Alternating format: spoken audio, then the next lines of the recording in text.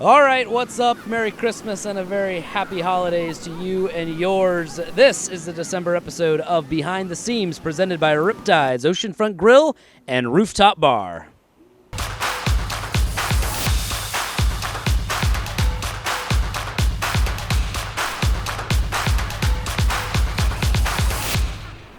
All right, what's up? Hunter Horenstein, that is Ryan Moore, team president and general manager, and this is Behind the Seams, the show where we bring your questions directly to Captain R. Moore, live here at RipTydz Oceanfront Grill and Bar. It is our December episode, the final episode of 2021, and it is very festive, as you can see.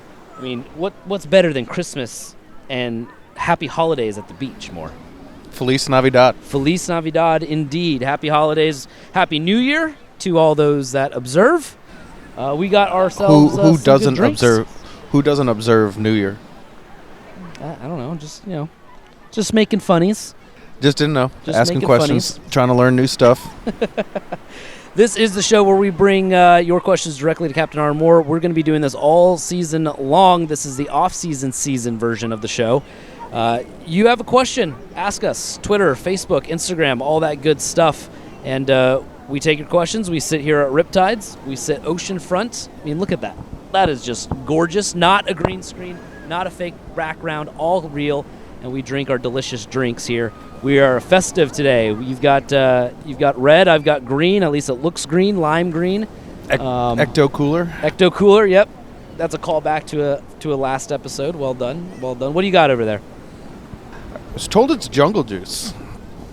It's tasty. I said it kind of tastes like a Sour Patch Kid, like a strawberry one. Tastes a hint of lemonade, but my guess is it's a bunch of clear alcohol varieties and some fruit juice, lemonade. It's good. We've got Yours? Everything under the sun here, and Sammy, who told us right before we went on, completely forgot what's in it, but I just took a big old swig, and it had vodka. The first ingredient she named was vodka. Yeah, it's got a lot in there. It looks like it. It's a good thing. It's the off season now, though. Goodness gracious! All right. Well, we got some questions here. No racing. Just casual drinking. Yeah, exactly. Just casual drinking. This slows down a little bit. Last time got a little out of hand. We've got our presents under the tree here. We've got some questions under the tree as well. So let's get right into them. Speaking of presents under the tree, find a local organization in your town. Donate a gift to a kid that doesn't have a gift underneath his tree. Help them out. Toys for Tots, Subs for Santa. Those are some here. I'm sure there's different organizations all across the country. Support them. We will. What a great segue, too, because this is a question from Riley on Instagram.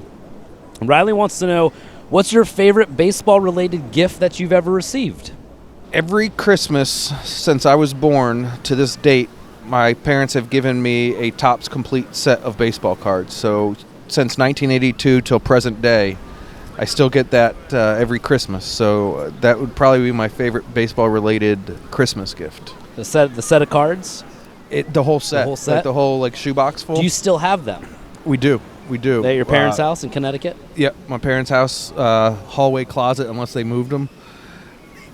But yeah, a couple of the years we took out and started putting them into like the sleeves, like the 9, not the fancy hard plastic ones, but just the you fill them in, and then we got word that we were diminishing value on them, which obviously doesn't really impact it anymore. But so most of them are still in the boxes. So wow, maybe one day when my boys get a little bit older, we'll rip them open and do a little baseball history lesson for the kids.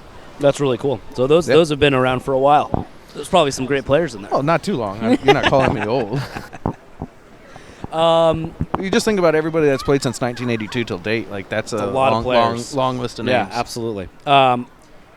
What about you? Mine is so growing up, obviously big Angel fan, huge Angel fan, and my mom wouldn't was never somebody that got a lot of gifts. I always got like one or two big ones.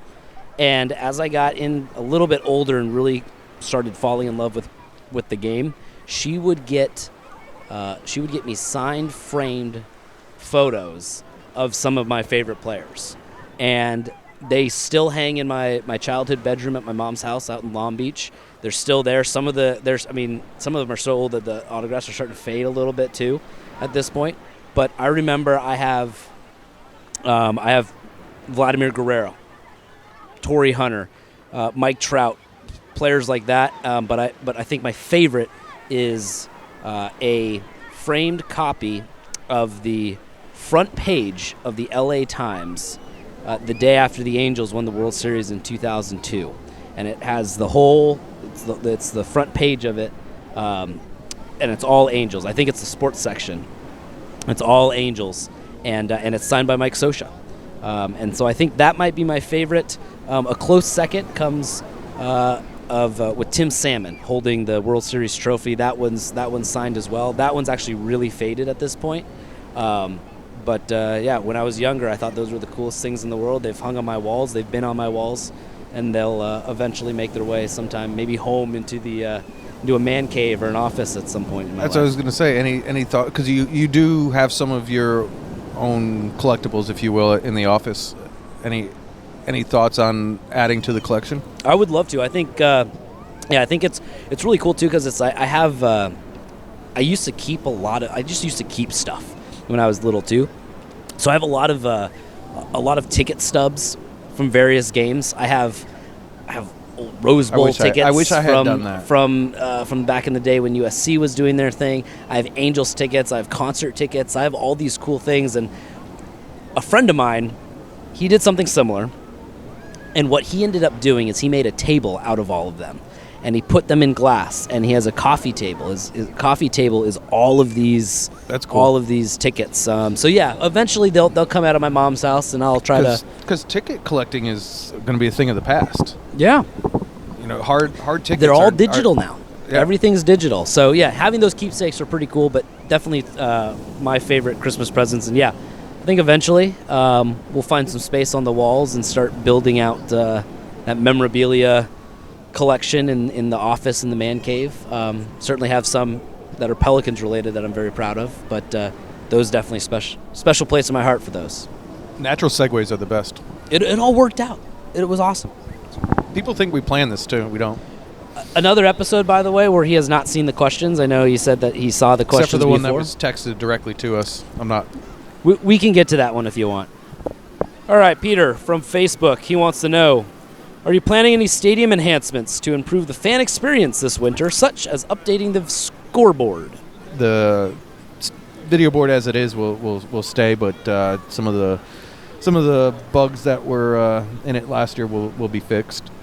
For reference, last episode, I think we talked about how the left field perch was going to be redone with a RipTydz theme to it. Very similar to everything that you see here, with a beach in the background. We'll have a beach in the foreground, right in front of the playing field itself. And we'll have some other things that we add to the experience. But for right now, those are the two bigger things I can think of. I think also too, as the winter goes on, and as the year goes on, we always find little tweaks that we can make around the ballpark to enhance that experience. I was talking to Sammy about it. She was going through some of the signage opportunities or some of the enhancements there, and talking about putting up photo areas and stuff up on the walls within the concourse that allow for you to get that Instagrammable moment or something like that. There's little tweaks, the flags out in the front, the arches, little things that help make the ballpark the beautification. Exactly. You touch it up here and there, and there's plenty of that to be had. And it always, I feel like it always evolves as well. As the year goes on, we find more things to do. The last time I think we had a major renovation was 2006, 2007, somewhere in that time frame, when the new video board was put in, the beach was added, the left field bleachers. But since then, it's just been kind of the beautification, maximize space, utilize things with a different light. it's always evolving, ever growing. You do get that reset when you do get a new facility, if you do have a new facility, which then opens up the creative ideas even further than being limited to what the footprint of the actual ballpark is that you're operating. The renovations you're referring to way back when, to put in the beach area, to put in the third standing deck and the new scoreboard, that whole area, if people might have seen old pictures or who have been to the stadium for a long time, that whole area was a berm. Yeah. All a berm area, grass. The dugout for the visitors was where the third standing deck currently is, right, just beyond the outfield fence. The bullpen. Or the bullpen, excuse me. Yeah. The bullpen just outside the left field fence. Pelicans was still where it was, but correct. But was there a bullpen deck that we have now? I don't know. Okay. To be quite honest with you, I think so. I think if we go back and look at old photos, that has been there, but I can't swear on it. Maximizing space in the ballpark, the bullpen deck is one of those spots. Little outcrop, easy. You can put people there. You put them in a unique spot in the ballpark. They get to be right into the bullpen with the players. A great view of the ballpark. There's really it's one of my favorite. There's not spots. a bad spot in the house at Pelicans ballpark. When that area is not sold to groups, that's where I'll spend an inning or two. Possibly have dinner up there. But watching the game from the outfield is one of my favorite vantage points. So I'm really excited about that. The left field area now going to be this RipTydz place, because we do the show in many different areas of RipTydz, but obviously I think my favorite is up here on that third deck on the rooftop. We've got the beach right behind us. I mean, we can hear the waves crashing as we're recording this, which is really cool. It's beautiful out. It's nice. It's sunny. It is gorgeous. But it's not unlike what you're going to get at the ballpark, where when you overlook that Pelicans perch, you're going to see palm trees and sand in the beach party, but you're also going to see the ballpark. The sun's going to be setting down there behind you. It's really going to be picturesque in a really cool area of the ballpark where you can kind of stretch your legs, walk around. There's high top tables, and I'm sure RipTydz is going to make it look just awesome. Yeah, I believe we have a walkthrough tomorrow with them to kind of start formulating the plans and ideas and start really getting ready for the season. So let's peel back the curtain a little bit on something like that. What's from your side, on the operating side, and working with that partner and kind of formulating those ideas? What's that process look like, and how does that whole process start to eventually come to fruition? Ideally, you always want it to be partner-driven within the parameters of what you've established the ballpark to be, if that makes sense. You want the partner to have their brand identity shown in a positive light, in a light that they want and are able to articulate and create. You just don't want that to have a negative impact on any other aspect of the ballpark experience. So, and it's very easy to be done. It's just, you just have to work together collaboratively to know, hey, someone may say we should put cornhole boards here, for instance. And for our knowledge of the ballpark, we'll say, we like the idea of cornhole boards, but they need to be over in this spot because the area that you reference is a high traffic area, and we need that for people to be able to get to the bleachers or to the beach or to the other areas if their destination is not necessarily to that RipTydz zone. So you just work hand in hand. It's a collaborative process, basically common sense, and good creative minds coming together will create a good experience for all. Logan from Twitter wants to know, are y'all looking for a third host? Come on down, Logan.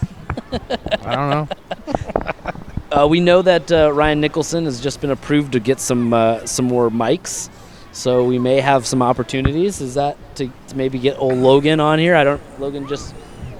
No, we've always talked about bringing on a guest, but it just never has kind of come to fruition. So perhaps that is the next. Where's iteration. Logan? Is Logan from here? Is Logan? It was a question from Twitter. Can we look up where Logan's at?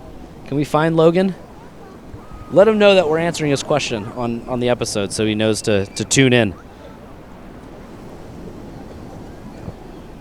But yeah, the next iteration of this show, get some guests on here. I'd love to see. We'll be back in January, right? Chop it. Douglasville, Georgia. It's not too far. Let's tweet at him and let him know that we're answering his question that he'll just have to listen to the or watch the show to know. If he's got an audition tape, maybe send that in too. I am actually looking. The bar is low. We are looking. Yeah, very low. We are looking. No, but for, like if you want to have a permanent spot, like we are hiring right now. We are. We have a lot of positions available. These are primarily entry-level positions. Get your foot in the door, work in sports, find out if you like it, find out if you don't. There's nothing better than spending a summer at the beach.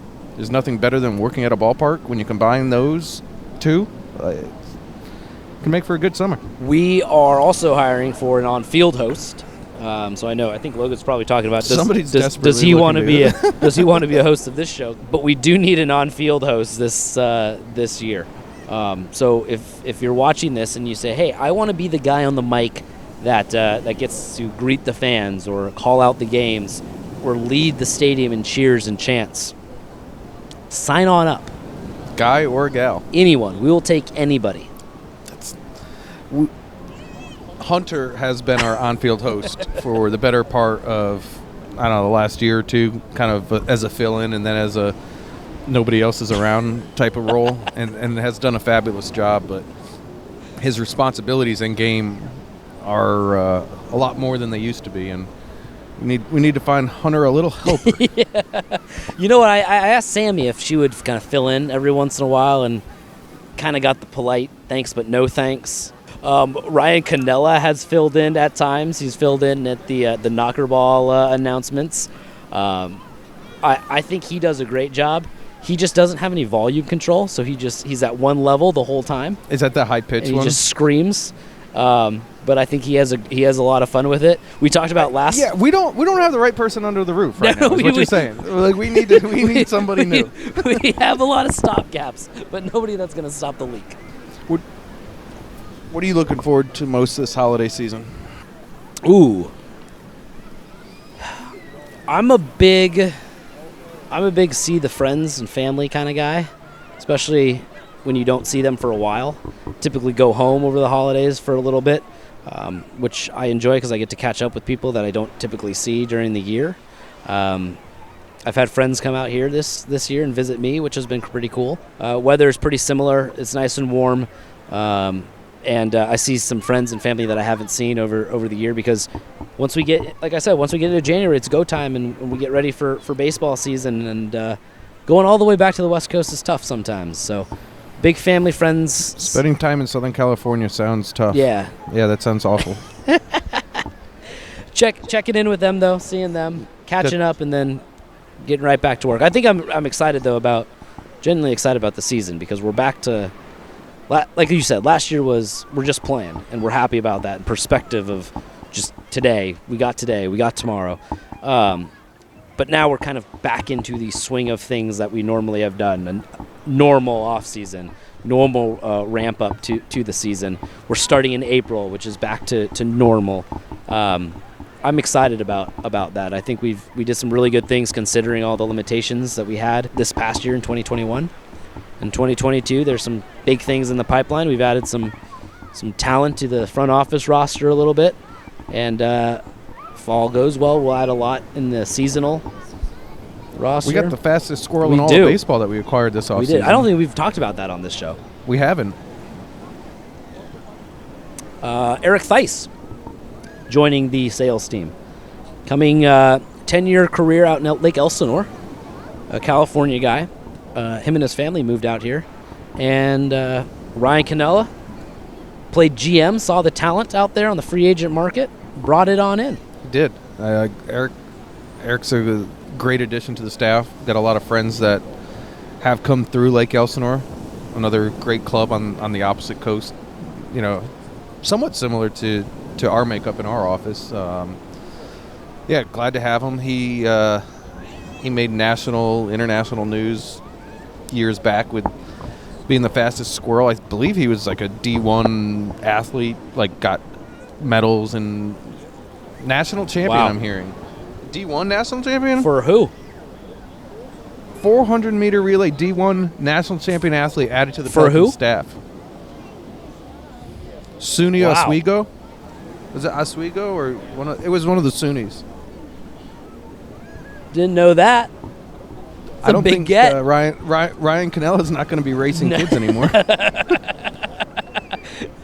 Now we know why Ryan, the true meaning behind Ryan wanted to bring him in. But yeah, so a lot of excitement going into the 2022 season. A lot of momentum to build off of, and I think that's what gets me excited about the holidays. Is that means the real season is right around the corner. It's kind of that turning of the page, so to speak. I'm with you. That's it for 2021. We'll be back in the new year. Happy New Year. A Merry Christmas and a happy holidays to you and yours. For Ryan Moore, I'm Hunter Horenstein, and this has been Behind the Scenes, presented by RipTydz Oceanfront Grill and Rooftop Bar.